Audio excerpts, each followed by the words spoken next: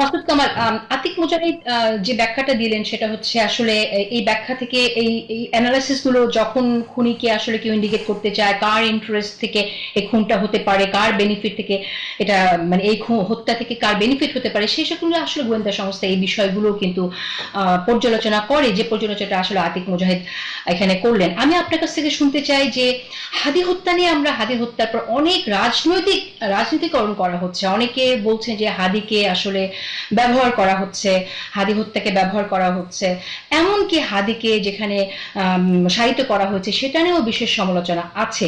আপনার কাছে কি মনে হয় যে হাদির হত্যা থেকে আসলে কেউ রাজনৈতিকভাবে বেনিফিশিয়ারি সেরকম হয়েছে, হলে তারা কারা?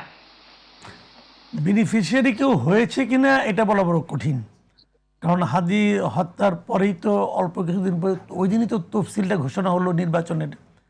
আর রাজনৈতিক মানে আপনার সুবিধা প্রাপ্তির ব্যাপারটা তো নির্ভর করে নির্বাচনের উপর।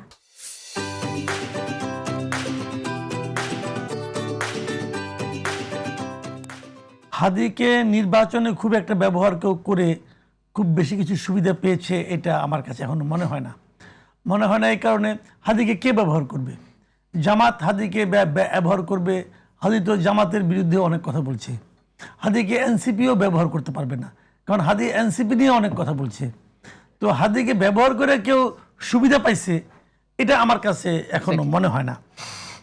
হাদি একটা বিকল্প চিন্তা নিয়ে আসছিল, কিন্তু এই চিন্তা নিয়ে অনেকের আপত্তি থাকতে পারে, বিতর্কও থাকতে পারে, বাট হাদি যা উনি উনি যেটা ভাবতেন, উনি সেই ধরনের চিন্তার কথাই প্রকাশ্যে এবং স্পষ্ট ভাষায় বলতেন।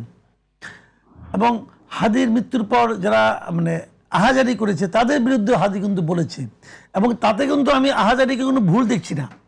কারণ হাদি আমার বিরুদ্ধে যখন বললো, কারণ হাদির মৃত্যু থেকে আমি দুঃখ পাবো না? আমি দুঃখ পাবো। তো ওরকম সবাই দুঃখ প্রকাশ করেছে, তো সেই দুঃখগুলি জেনুইন, আমি অস্বীকার করি না।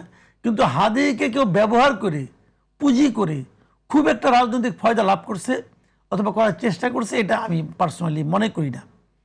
হাদির মৃত্যুটা নিয়ে আমার ধারণা যেটা, এটা নিয়ে একটা রাজনৈতিক সংকট তৈরির একটা প্রচেষ্টা ছিল। এই মৃত্যুটাকে মানে যারা মারছে এটাতে এমনি এমনি মারেনি। হাদি কিন্তু একজন লোককে মারতে হবে, হাদিকে মেরে দিলাম, বিষয়টা কিন্তু সেরকম না। আমার কাছে মনে হয়েছে হাদির মৃত্যুটা আসলে পরিকল্পিত, এবং পরিকল্পনা করে হাদিকেই মারা হয়েছে। তারা হাদিকেই মারতে চেয়েছিল। যে শরীফ ওসমান হাদি, আপনি বলছেন তারা এনসিপির বিরুদ্ধে কথা বলেছে, জামাতের বিরুদ্ধে কথা বলেছে, কিন্তু যখন হাদি হত্যার বিচার চায় বা হাদিকে যখন যারা ওন করছে, তারা কি সমানভাবে আসলে শরীফ ওসমান হাদিকে ওন করে বলে আপনার মনে হয়? হাদিকে ওন করা মানে কি?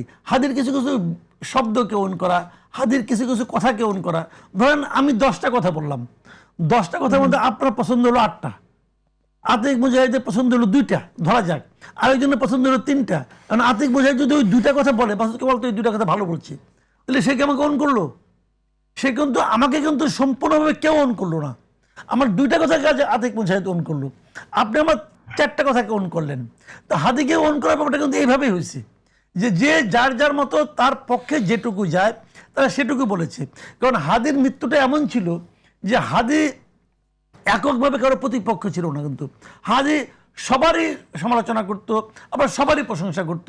একটা ঘটনার মানে থেকে তার উৎপত্তি।